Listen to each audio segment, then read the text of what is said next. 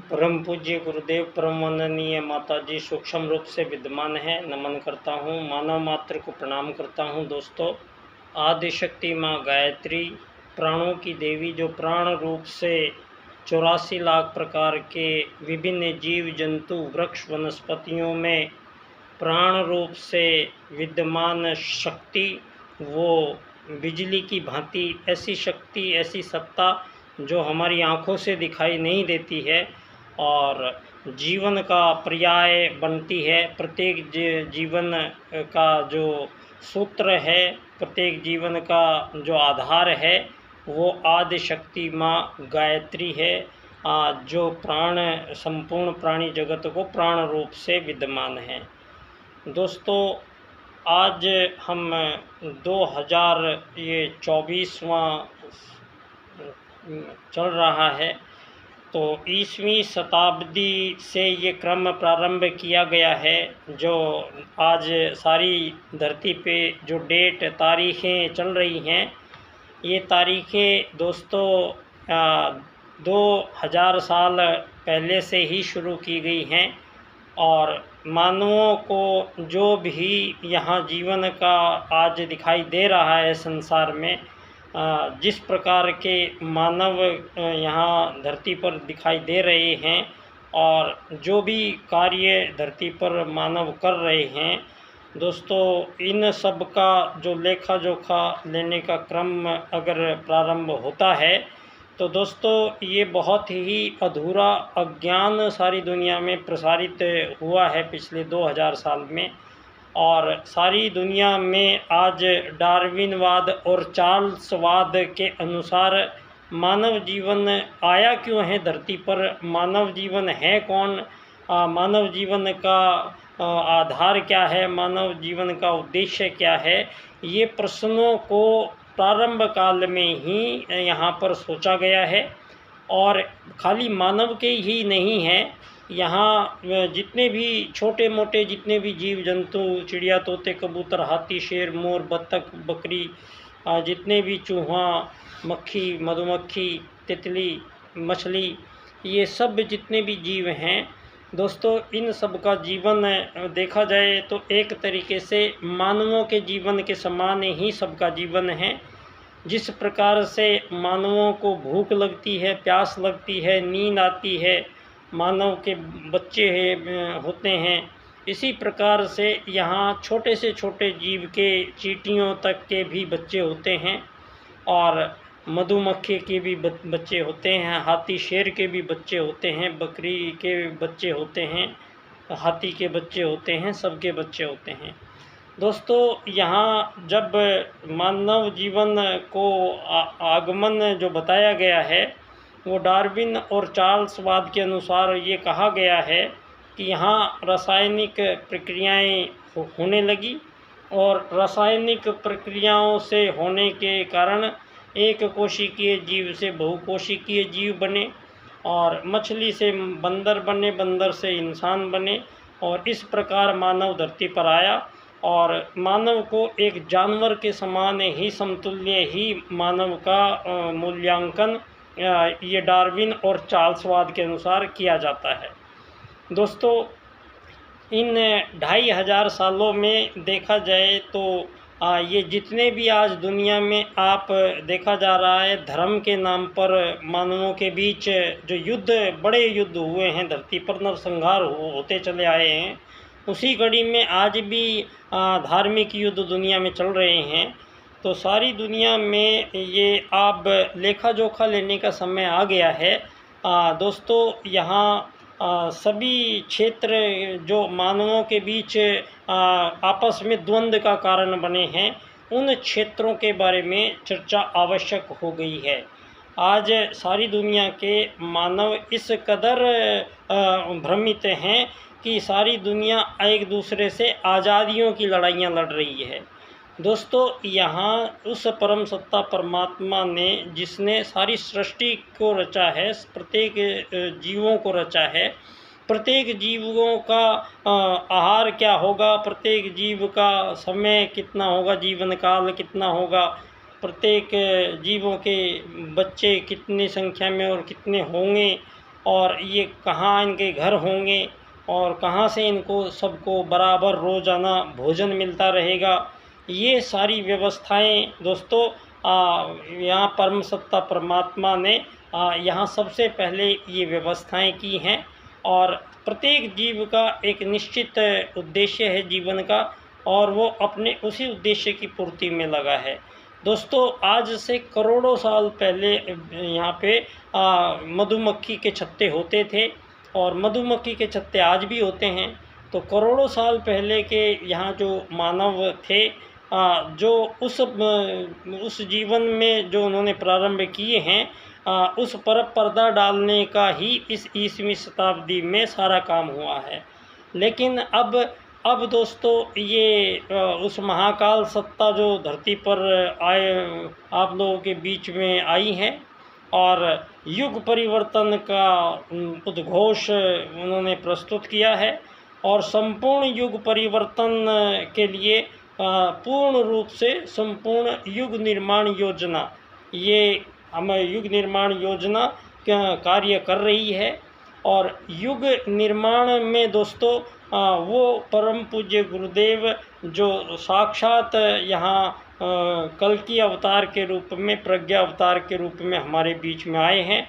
और इतना विपुल ऐसा केवल साहित्य ऐसा लिखा गया है दोस्तों, यहाँ जितनी भी ऋषि सत्ताओं के अनुग्रह है, जितने भी आशीर्वाद वरदान हैं, जो भी धरती पर परमात्मा सत्ताओं के देवताओं के जितने भी आशीर्वाद अनुदान वरदान मिल सकने की कोई भी पद्धति अगर धरती पर है, कोई भी पद्धति अगर आज तक हमारे पूर्वजों ने दोस्तों, अब ये बात साबित हो गई है कि यहाँ ये डार्विन और चार्ल्सवाद के अनुसार मानव नहीं आया है। और यहाँ जो धरती पर मानव आए हैं वो प्रथम मानव अति श्रेष्ठ वैज्ञानिक और देवता लोग आए हैं, और उन सतयुग में वो आए हैं। और उन के बीच में लाखों करोड़ों अरबों साल का वो सतयुग था, जिस सतयुग में दोस्तों कभी ना मानवों के बीच ना किसी राजा की ज़रूरत पड़ी, ना किसी प्रजा की ज़रूरत पड़ी, ना कोई दंड था, ना कोई दांडिक था। जब प्रथम बार मानव आया, यहाँ मानव का लक्ष्य क्या है, इस बात पर गौर करने वाली बात है। तो यहाँ धरती पर स्पष्ट रूप से मानव के सामने पहले तो उसका परिचय क्या है, परिचय जब आप जान जाओगे तो उसके बाद लक्ष्य का निर्धारण होता है। तो हमारे वेदों में दोस्तों वेद मानवों से पूर्व ही आगमन हुआ है, और महर्षि वेद व्यास द्वारा उनका वेदों का लिखा गया है। और वेदों को दोस्तों उससे पहले करोड़ों अरबों साल से पूर्व से ही वैदिक ज्ञान को कोई लिखने की ज़रूरत नहीं पड़ी थी।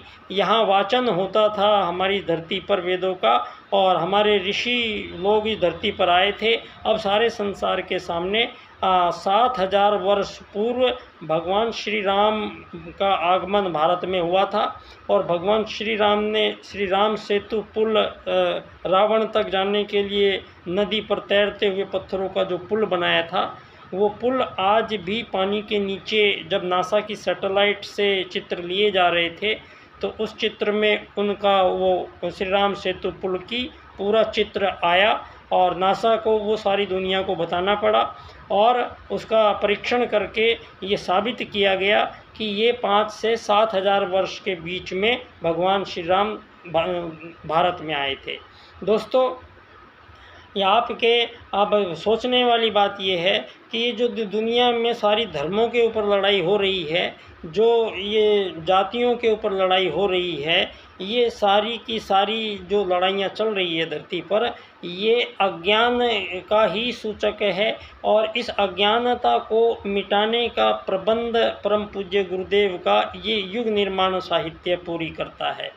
तो पहली ही परम पूज्य गुरुदेव ने पहली अपनी छोटी सी पुस्तक सबसे पहले लिखी, मैं क्या हूँ। दोस्तों वो पुस्तक सबसे पहले मानव, अगर कोई भी मानव ज्ञान की ओर जाना चाहता है तो धरती पर ऋषियों के समय से ही, प्रारंभ काल से ही हमारे यहाँ पर सबसे पहले मानव को उसका स्वयं से परिचय कराया जाता है। तो ये विद्या, ये ज्ञान जो स्वयं का परिचय कराता है, ये अध्यात्म विज्ञान कहलाता है। और ये आपके अपने बारे में हमें पूरी जानकारी पहले रखनी चाहिए, और इसीलिए हमारे वो जो आदि पूर्वज धरती पे प्रथम मानव मनु आए उत्तराखंड क्षेत्र के नीचे के भाग में, और मनु का पहला जो बड़ा परिवार बनाकर मकान रहना शुरू किया धरती पर, वो आर्यों का परिवार था। अब उनको आर्य परिवार कहा गया। आर्य परिवार इसलिए कहा गया क्योंकि वो जो पहले हमारे आदि पूर्वज आए, वो इतने बड़े ऋषि वैज्ञानिक थे। वो यहाँ पर अलग अलग अन्वेषण, खोज करने के लिए, शोध करने के लिए मानव को, पहले वो आत्मज्ञान में तो आते ही थे, सतयुग में थे, तो उनको अपना आत्मज्ञान तो पहले से ही था। और वो लोग अपने ये जो शरीर दिखाई दे रहा है दोस्तों, ये दिखाई देने में छोटी सी चीज़ दिखाई देती है, लेकिन इस शरीर के अंदर कितनी अपार क्षमताओं का निवास स्थल है, और इस शरीर के अंदर विशेषताओं के अंबार हैं। इनको किस प्रकार से हम इस शरीर को अत्यधिक उपयोग करते हुए हम उस परम सत्ता परमात्मा के संपूर्ण कर्मों को करने के लिए धरती पर आए हैं। दोस्तों, यहाँ मानव का उद्देश्य वेदों के अनुसार धरती पर, यहाँ सतयुग में कोई राजनीति की आवश्यकता नहीं थी। बाद में जब, और सारी दुनिया में केवल आर्य लोग थे, आर्यव्रत इसको कहा जाता था, और आर्य ही लोग थे सारे, और सब अपने अन्वेषण अनुसंधानों में लीन रहते थे। किसी में कोई कैटेगरी नाम की चीज़ नहीं थी, सभी लोग एक समान थे। दोस्तों, बाद में आर्यों के बीच में जब लंबे समय तक साम्राज्य आर्यों का चारों तरफ आर्यों का फैल गया, समय बीतता गया, और यहाँ पर कुछ लोगों ने राजसिक और तामसिक आहार ग्रहण करना शुरू किया, और उसके कारण उनकी जो मस्तिष्क की क्रियाशीलता थी, वो जो उसका जुड़ाव था, वो वहाँ से उस रेंज से हटा, और मानव को जो भौतिक ये शरीर है, और भौतिक शरीर की जो इच्छाएं, आकांक्षाएं, तृष्णाएं, वासनाएं ये शरीर की है, इनकी और इनको प्राप्त करने का प्रयास उन्होंने प्रारंभ किया। और यहाँ पर शरीर को आनंद देने वाली पद्धति, भौतिक जीवन दर्शन को उन लोगों ने पनपाना शुरू किया। तो यहाँ उस समय आर्यों ने उनको आर्यव्रत क्षेत्र से देश निकाला दिया, और वो लोग अन्यत्र सुदूर सारी दुनिया में जाकर, वही आर्यों में से निकले हुए लोग वहाँ जाकर बस गए, और वहीं पर वो रहते चले गए। उनकी आगे की पीढ़ियाँ चलती चली गई, और इस क्रम से जो संसार में आज सारी दुनिया में ये अलग अलग जितने भी लोग दिखाई दे रहे हैं, कोई छोटा दिखाई देता है, कोई गोरा दिखाई देता है, कोई काला दिखाई देता है, कोई लाल दिखाई देता है। तो इस प्रकार से ये जो परिवर्तन आए हैं, ये परम पूज्य गुरुदेव के समस्त विश्व को भारत के अजस्र अनुदान पुस्तक के माध्यम से परम पूज्य गुरुदेव ने इस बात को बहुत विस्तार पूर्वक परम पूज्य गुरुदेव ने बताया है। और दोस्तों, आर्यों के बीच में जब आर्यों में से कुछ लोग उनको बाहर निकाला, तो वो सुदूर जो बसे हैं जाकर, जिसको पाताल लोक हम कहते थे, वो आज अमेरिका है, जिसको आंध्रालय कहते थे, वो आज ऑस्ट्रेलिया है, और सारे संसार में वो लोग बसे, उनको हम लोगों ने अनार्य लोग कहा।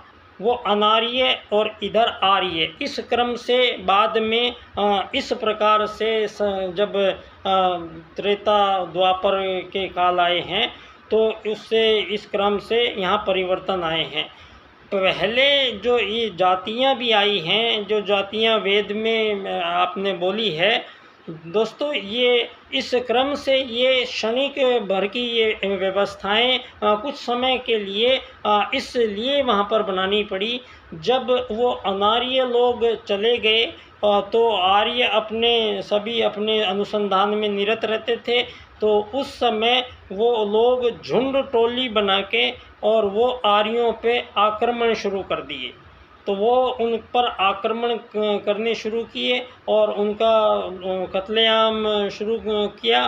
तो इस क्रम से जब अनार्य लोग आर्यों पर अटैक करने के लिए आते चले गए तो अचानक से अटैक में सारे लोग इतितर बितर होते थे, जान माल का अधिक हानि होती थी। तो उस समय आर्यों ने बैठ के आपस में और उन्होंने ये तय किया कि हर जो हम जीवन में हमारे ये काम हैं उन कामों को हम 4 प्रकार से उन्होंने 4 प्रकार के लोग अलग अलग जो हट्टे कट्टे हैं, लड़ सकते हैं उनको, और उनकी वृत्ति आक्रामक है उनको क्षत्रिय बोल दिया और उनको केवल लड़ाई की ट्रेनिंग दी गई। और ब्राह्मण जो ज्ञान का प्रसार करते थे, बच्चों को ज्ञान देने के लिए जो अधिक उपयुक्त थे, उन लोगों को उन्होंने बोला कि आप शिक्षण कार्य कीजिए और आप बच्चों का कार्य कीजिए, और ये क्षत्रिय लोग ये लड़ाई का युद्ध अभ्यास करेंगे। अगर वो अचानक से हमला करते हैं तो सबको दुखी होने की ज़रूरत नहीं है और केवल ये क्षत्रिय लोग जाएंगे और उनसे लड़ेंगे। तो इस प्रकार से वो व्यवस्थाएं बिगड़ती नहीं थी और युद्ध भी चलता था। इस प्रकार से ब्राह्मण, क्षत्रिय, शूद्र और वैश्य 4 प्रकार के कार्यों का उन लोगों ने आपस में वितरण किया और वो चारों प्रकार के लोग वहाँ पर अपने अपने काम करते थे और वापस आकर सुबह यज्ञ वेदी में सारे के सारे यज्ञ करते थे बैठकर। तो इस प्रकार से ये आर्यों के बीच में जो ये जातियों के कारण बाद में हमारे ही समाज में हमारे ही मानवों ने यहाँ मानवों के ऊपर जो अत्याचार की पराकाष्ठाएं पार हुई है उसका अज्ञानता ही एक कारण था और उस अज्ञानता के को ढोते चले आए हैं। और आज भी सारी दुनिया में जो ये पूंजीवादी लोकतंत्र की राजनीति से जो सारी दुनिया को चलाया जा रहा है, ये दोस्तों ये राजनीति चली उसी पैटर्न पे रही है कि सारे मानवों को अमीर गरीब मालिक नौकर के रूप में डिवाइडेशन हमेशा बनाए रखना है। इसीलिए यहाँ पर कुछ मानवीय ऐसी गलतियाँ जो यहाँ पर होनी नहीं थी और मानवों के द्वारा वो गलतियाँ शुरू कर दी गई। इस प्रकार से आगे आने वाले जो बच्चे आते चली गई पीढ़ियाँ और वो जो गलतियाँ यहाँ पर चल रही हैं उन्हीं गलतियों के अनुसार मानव जीवन को चलते आज सारी दुनिया एक ऐसे मुहाने पर खड़ी है जहाँ सारी दुनिया की प्राकृतिक संपदाओं का सारा जो भाग है वो सारा मुश्किल से 5 या 7 लोग हैं सारी दुनिया के जो ये पूंजीपति लोग हैं। सारी दुनिया के सारे प्राकृतिक संपदाएं इन्होंने खरीद ली है। यहाँ तक कि दोस्तों धरती पर जो ये इनका जो विकास का जो सिद्धांत है वो ये भौतिक जीवन को अत्यधिक आनंदपूर्वक सफल बनाने के लिए और नित्य नए प्रकार के शरीर को लाभ देने के लिए ये अनुसंधान किए और इतना सारा धरती पर ये रचा गया। लेकिन मानव के बीच में दोस्तों अब वो प्रेम सौहार्द सारी दुनिया में ख़त्म हुआ।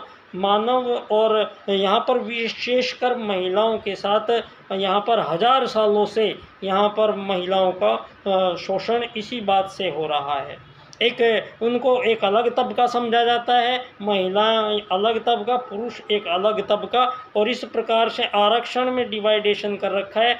जबकि दोस्तों अब यहाँ पर जितना भी ये दुनिया में ये आज़ादी गुलामी की लड़ाइयाँ 2500 साल पहले कोई आज़ादी गुलामी की ज़रूरत नहीं थी। इन्हीं लोगों ने साम्राज्यवाद में तलवारों से मार काट के और झंडे गाड़ दिए और ये सारी दुनिया को अपना बता दिया गया।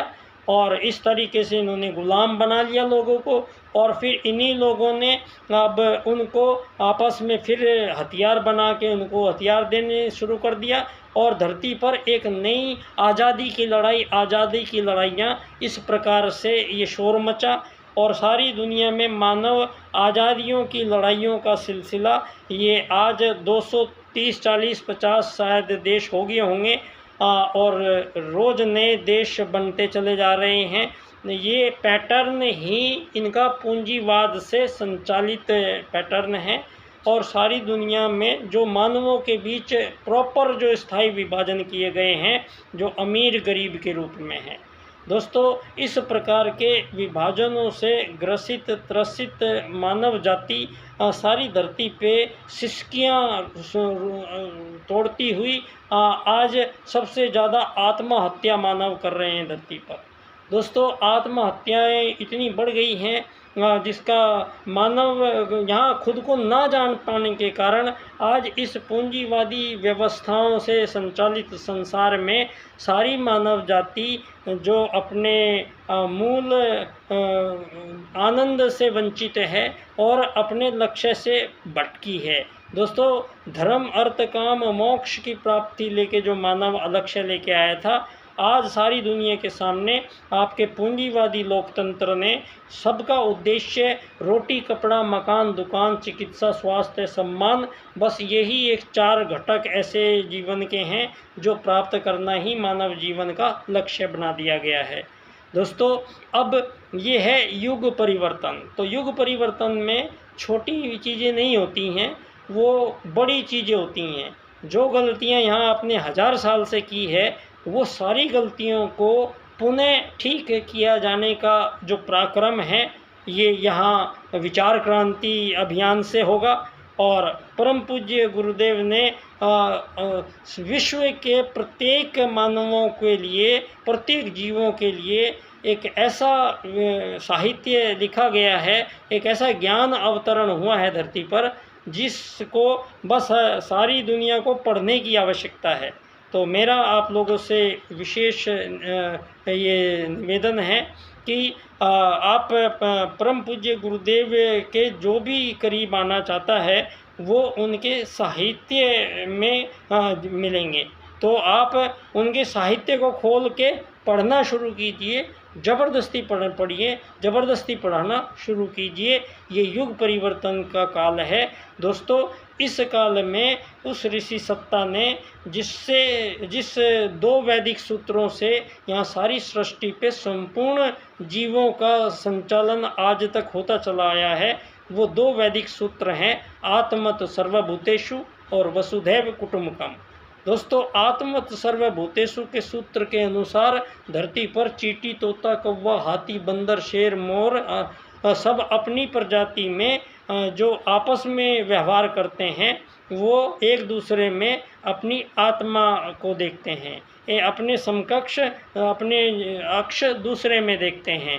तो वो इस प्रकार से ये सारे जीव धरती पर रहते हैं। तो यही मानव के साथ भी था, आत्मत सर्वभूतेषु। दोस्तों, यहाँ पर परम पूज्य गुरुदेव मैं क्या हूँ पुस्तक में स्पष्ट करते हैं, मानव जो है वो ये शरीर नहीं है। शरीर 5 महाभूतों का बना हुआ है, अग्नि जल पृथ्वी वायु और आकाश। इसी 5 तत्वों से सबके शरीर यहाँ इसी से बने हैं। धरती पर जितने भी जीव शरीर हैं उन सब का निर्माण इन्हीं 5 तत्वों से हुआ है। पहली बात ये है। दूसरी बात ये है कि जितने भी जीव शरीर हैं उनमें इस शरीर में कोई ऐसा अंग प्रत्यंग नहीं है जो बाहर से जो प्राण है, आज शक्ति माँ गायत्री का जो प्राण घूम रहा है उस प्राण को अंदर धारण करने का कोई भी किसी भी शरीर में कोई भी अंग नहीं है। किसी की अंग की हिम्मत नहीं है शरीर में कि उन प्राणों को बाहर से अंदर खींच के धारण कर सके। दोस्तों, यही यहाँ गौर करने की बात है कि मृत्यु जब होती है तो ये शरीर ऐसे ही रहता है और नाक भी है, फेफड़े भी हैं, हवा भी है सब, लेकिन वो खींचता नहीं है। तो खींचने वाला जो तत्व है वो है दोस्तों आत्मत सर्वभूतेषु, वो है उसको आज परम पूज्य गुरुदेव ने इस आत्मवत् सर्वभूतेषु के सूत्र को इस बार के लिए इस सारी दुनिया में इम्प्लीमेंट के लिए इस शब्द को धर्म से निकालकर राजनीति में स्थापित करना है। ये शब्द आत्मत सर्वभूतेषु जो प्रारंभिक मंत्र है, जो सारी धरती के प्रत्येक मानव को जानने की आवश्यकता है, जिस सूत्र को, वो सूत्र इस बार धर्म में सब बोलते थे, हम सौल हैं, हम आत्मा है, हम रूह है, सभी बोलते थे, लेकिन पहली बार धरती पर इस बात को राजनीति में स्थापित करते हैं परम पूज्य गुरुदेव के प्रथम शिष्य पंडित दीनदयाल उपाध्याय जी। दोस्तों, ये आत्मत सर्वभूतेषु का सूत्र परम पूज्य गुरुदेव ने राजनीति में, पंडित दीनदयाल उपाध्याय जी परम पूज्य गुरुदेव के प्रथम शिष्य हैं। दोनों का मिलन अक्सर होता रहा है। मैंने आप लोगों को एक चित्र भी प्रस्तुत किया है। दोस्तों, परम पूज्य गुरुदेव के निर्देशन में ही पंडित दीनदयाल उपाध्याय जी ने एकात्म मानववाद का राजनीतिक दर्शन सारे संसार के सम्मुख प्रस्तुत किया है। और इन्होंने विशेष तौर से दोस्तों अर्थायाम का राजनीतिक सूत्र प्रस्तुत किया है। अर्थायाम में दीनदयाल जी कहते हैं, धन संबंधी जीवन पद्धति का निर्माण जो जीवन में आज हुआ है वो पश्चिम की देन है। हमारे वेदों में इस चीज़ का कोई आधार नहीं है कि मानव किसी से कोई वस्तु विनिमय करता है या सेवा सहायता अगर किसी से लेता है तो बदले में कोई धन देगा, वो डॉलर देगा, रुपया देगा। ये विधान किसी भी जीवों में नहीं है, तो ये मानवों के बीच भी नहीं चल सकता है। और ये भारतीय देन नहीं है, ये पश्चिम की देन है कि आप ये चीज़ लोगे तो इसके बदले आप पैसा दोगे, डॉलर दोगे, धन दोगे। ये दोस्तों अभी पिछले 150 साल में ही इस चीज़ का इम्प्लीमेंट दुनिया में हुआ है पूंजीवाद के नाम से। और इस पूंजीवाद के नाम से जितने भी यहाँ साम्राज्यवाद के बाद में मार्क्सवाद है, लेनिनवाद है, आर्थिक वैश्वीकरणवाद है, यहाँ ईसाईवाद है, इस्लामवाद है, आतंकवाद है, उपभोक्तावाद है, यहाँ इतने सारे मानवीय चिंतन के दृष्टिकोण पेश किए गए हैं।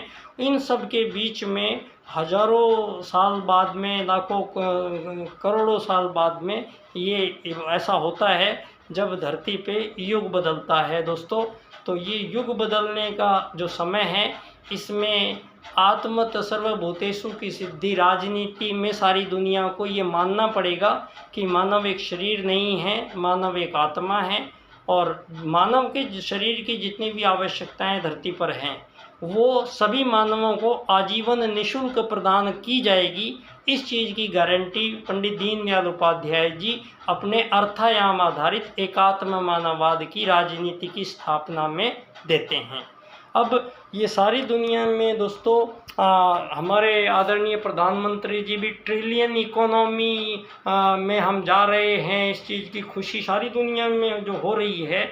लेकिन पंडित दीनदयाल उपाध्याय जी के अर्थायाम की यहाँ पर एक भी कोई राजनेता ऐसा नहीं है जो भारत में इस समय पंडित दीनदयाल उपाध्याय जी के अर्थायाम पर बात करे, एकात्म मानववाद पर बात करे।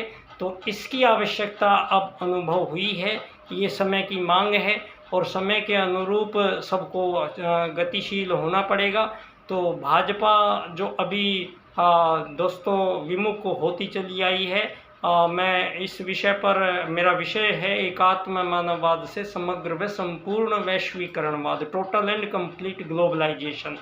इस विषय पर पंडित दीनदयाल उपाध्याय जी की जन्मस्थली धानक्या स्टेशन जयपुर राजस्थान में 25 सितंबर को उनका जन्म दिवस पर मैं पिछले 15 साल से वहाँ पर कार्यक्रम का एकात्म मानववाद को समर्पित बाल्यकाल सेवा संस्थान के माध्यम से वहाँ गायत्री मंत्र का जाप होता आया है।